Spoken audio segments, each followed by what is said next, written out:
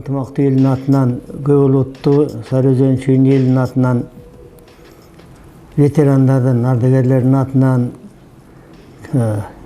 губернатордың, жетекшілердің атынан, өзімнің атыман бүт қырғыз еліне, жаштарға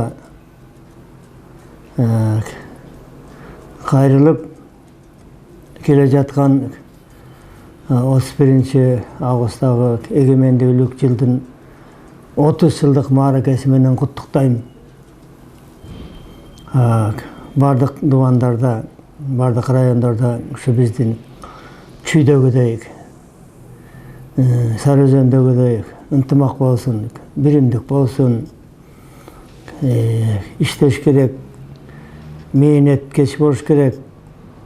Жаштарга кайрыларым, Ленин айткандай окуу жана окуу деп жакшы окуш керек, билим алыш керек, жогорку билимдүү болуш керек.